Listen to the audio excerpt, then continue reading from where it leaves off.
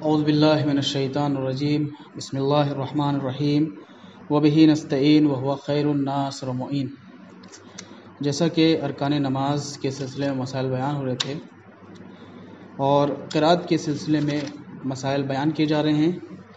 ان میں سے کچھ مسائل آج بھی بیان کیے جائیں گے۔ مسئلہ نمبر 1001، مرد پر احتیاط کی بنا پر واجب ہے کہ صبح اور مغرب و عشاء کی نمازوں میں الحمد اور سورہ بلند آواز سے پڑھے، اور مرد اور عورت دونوں پر احتیاط کی بنا پر واجب ہے کہ نماز ظہر اور عصر میں الحمد اور دوسرا سورہ جو ہوتا ہے اس کو آہستہ پڑھے۔ اس مسئلے میں کہنا یہ چاہتے ہیں کہ مرد کے اوپر واجب ہے کہ وہ صبح، مغرب اور عشاء کی نمازوں میں سورہ الحمد اور دوسرا سورہ، کوئی بھی دوسرا سورہ جو پڑھا جاتا ہے، اس کو بلند آواز سے پڑھے، لیکن عورت کے اوپر نماز مغرب، نماز عشاء اور نماز صبح میں بھی واجب نہیں ہے کہ وہ بلند آواز سے پڑھے۔ اگر وہ آہستہ سے پڑھنا چاہتی ہے تو پڑھ سکتی ہے، لیکن مرد کے اوپر احتیاط کی بنا پر واجب ہے کہ وہ بلند آواز سے پڑھے۔ اسی طرح آگے بیان کرتے ہیں کہ مرد اور عورت دونوں پر واجب ہے کہ نماز ظہر اور عصر میں الحمد اور دوسرا سورہ آہستہ پڑھے۔ جیسا کہ سبھی جانتے ہیں کہ نماز مغرب، عشاء اور صبح کی نماز کو جہری نماز کہتے ہیں، یعنی آواز کے ساتھ پڑھنے والی، اور نماز ظہر اور عصر کو اخفاتی کہتے ہیں، یعنی مخفی طور سے آہستہ، یعنی بغیر آواز کے پڑھنے کو کہتے ہیں۔ تو مرد اور عورت پر دونوں پر واجب ہے کہ نماز ظہر اور عصر کو آہستہ پڑھے، آواز سے نہ پڑھے، اور مرد پر واجب ہے کہ نماز صبح، مغرب اور عشاء کو بلند آواز سے پڑھے، لیکن عورت کے لیے شرط نہیں ہے، عورت آہستہ بھی پڑھ سکتی ہے۔ مسئلہ نمبر 1002، احتیاط کی بنا پر ضروری ہے کہ مرد صبح اور مغرب و عشاء کی نماز میں خیال رکھے کہ الحمد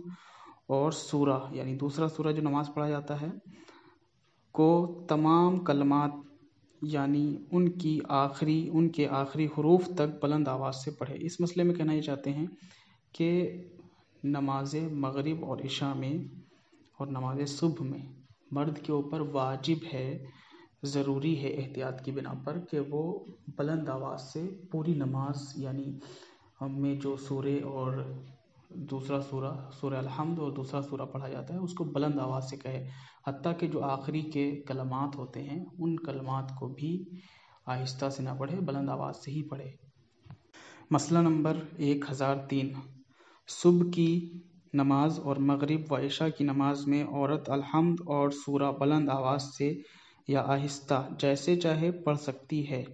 لیکن اگر نامحرم اس کی آواز سن رہا ہو اور اس کا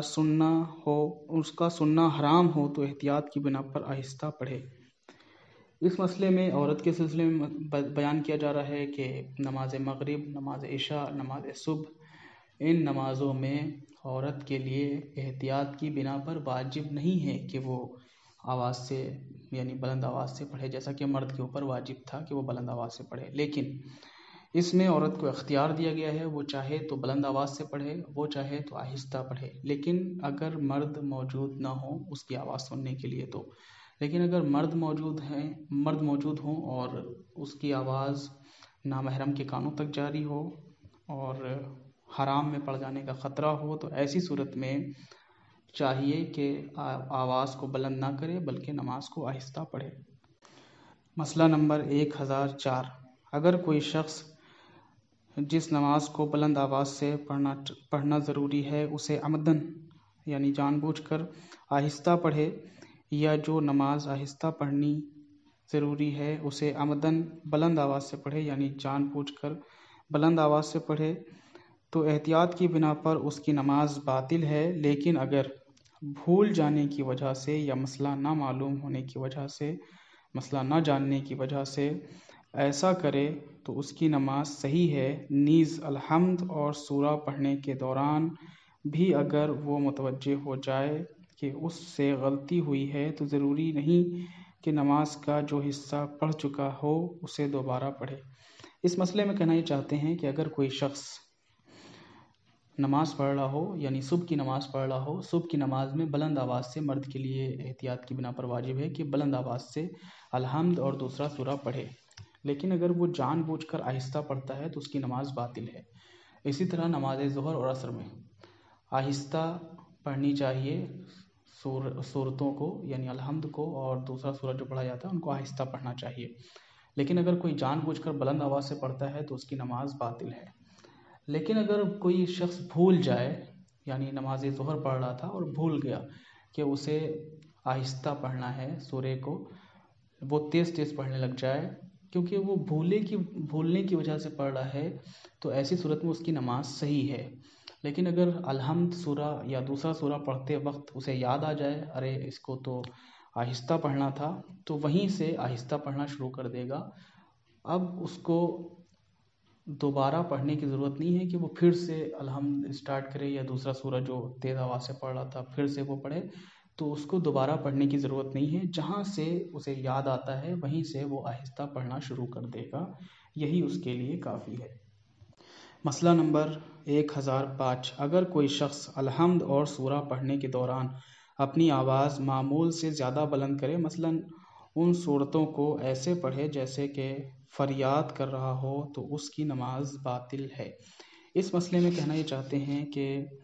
آواز بلند کرنے کا مطلب یہ نہیں ہے کہ بہت تیز تیز انسان پڑھنے لگ جائے، بلکہ متوسط طور پہ معمول کے مطابق جیسے انسان بولتا ہے پڑھتا ہے اس طریقے سے پڑھنا چاہیے۔ اگر کوئی بہت زیادہ بلند آواز سے پڑھنے لگ جائے تو اس کی نماز باطل ہے۔ مسئلہ نمبر 1006۔ انسان کے لیے ضروری ہے کہ نماز کی قرأت کو سیکھ لے تاکہ غلط نہ پڑھے، اور جو شخص کسی طرح بھی پورے سورہ الحمد کو نہ سیکھ سکتا ہو، جس قدر بھی سیکھ سکتا ہو سیکھے اور پڑھے، لیکن اگر وہ مقدار بہت کم ہو تو احتیاط واجب کی بنا پر قرآن کے دوسرے سوروں میں سے جس قدر سیکھ سکتا ہو اس کے ساتھ ملا کر پڑھے، اور اگر ایسا نہ کر سکتا ہو تو تسبیح کو اس کے ساتھ ملا کر پڑھے، اور اگر کوئی پورے سورے کو نہ سیکھ سکتا ہو تو ضروری نہیں کہ اس کے بدلے کچھ پڑھے، اور ہر حال میں احتیاط مستحب یہ ہے کہ نماز کو جماعت کے ساتھ بجا لائے۔ اس مسئلے میں کہنا یہ چاہتے ہیں کہ اگر کوئی شخص بالغ ہو جائے تو اس کے لیے ضروری ہے کہ نماز کی قرأت کو سیکھ لے تاکہ نماز غلط نہ پڑھے، اور جو شخص کسی بھی وجہ سے سورہ الحمد کو پوری طرح نہیں سیکھ سکتا، پوری طرح یاد نہیں کر سکتا، تو جتنی مقدار بھی یاد کر سکتا ہو سیکھ سکتا ہو اس کو پڑھے، لیکن اس مقدار کو پڑھتے وقت یعنی سورہ الحمد کی 2 آیتیں شروع کی اس نے یاد کر لی ہیں، تو اب اگر دوسرے سورے کی کوئی آیتیں اس کو یاد ہیں، کچھ سورہ یاد ہے تو اس کو ملا کر اس کے ساتھ پڑھے۔ اسی طرح اگر کوئی شخص سورہ الحمد کا جو تھوڑا سا حصہ اس نے یاد کیا ہے اور دوسرا سورہ قرآن کا کوئی بھی یاد بھی نہ ہو، تو ایسی صورت میں تسبیحات اربع ملا کر پڑھنا چاہیے۔ لیکن اگر تسبیحات اربع بھی یاد نہ ہو، سورہ بھی یاد نہ ہو، تو اس کے لیے احتیاط مستحب یہ ہے کہ وہ جماعت کے ساتھ نماز پڑھے۔ ایسا شخص جو نماز یاد نہ کر سکتا ہو، سورے وغیرہ یاد نہ کر سکتا ہو، تسبیحات اربع وغیرہ یاد نہ کر سکتا ہو، تو احتیاط مستحب یہ ہے کہ وہ جماعت کے ساتھ نماز پڑھے، کیونکہ جماعت میں تمام افعال، تمام ارکان خود سے پڑھنا ضروری نہیں ہوتے ہیں، بلکہ دہرانا ضروری ہوتے ہیں۔ مسئلہ نمبر 1007۔ اگر کسی کو الحمد اچھی طرح یاد نہ ہو اور وہ سیکھ سکتا ہو اور نماز کا وقت وسیع ہو تو ضروری ہے کہ سیکھ لے، اور اگر وقت تنگ ہو اور وہ اس طرح پڑھے جیسا کہ گزشتہ مسئلے میں کہا گیا ہے تو اس کی نماز صحیح ہے، لیکن اگر ممکن ہو تو عذاب سے بچنے کے لیے جماعت کے ساتھ نماز پڑھے۔ اس مسئلے میں کہنا یہ چاہتے ہیں کہ اگر کوئی شخص